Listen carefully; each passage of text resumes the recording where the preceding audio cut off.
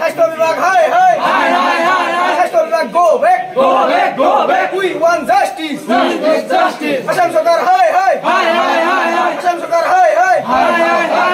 স্বাস্থ্য বিভাগ আসাম সরকার go back we want justice Assam Sarkar Assam Sarkar go back we want justice অতিটা দুখৰ খবৰ যে আমাৰ কলেজৰ ফগৰিগ্ৰাম কলেজৰ পৰা এজন ছাত্ৰী ঘৰত যাওঁতে তাই ট্ৰেইনত মানে দুৰ্ভাগ্যজনকভাৱে ক'ব লগা হ'ল যে ট্ৰেইনত তাৰ অলপ এক্সিডেণ্ট হৈছে।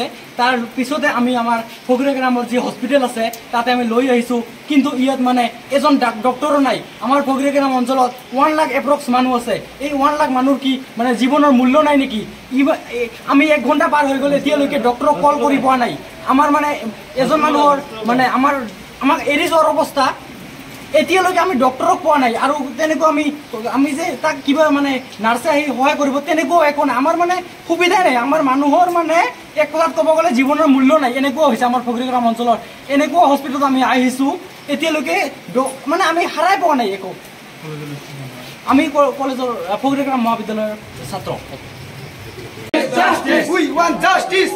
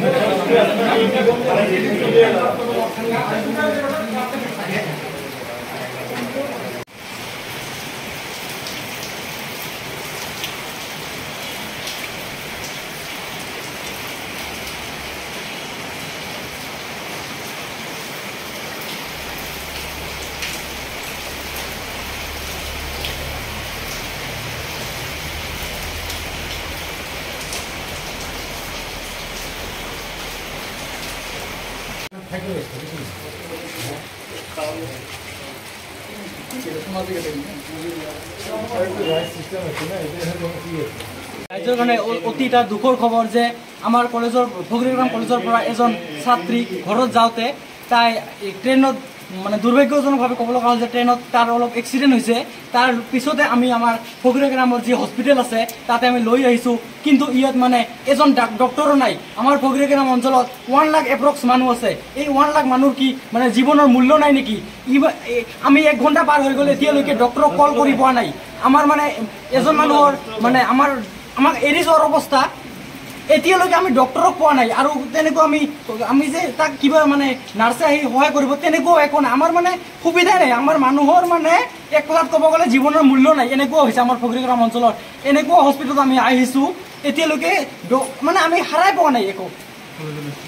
আমি কলেজৰ ফগৰিগ্ৰাম মহাবিদ্যালয়ৰ ছাত্ৰ।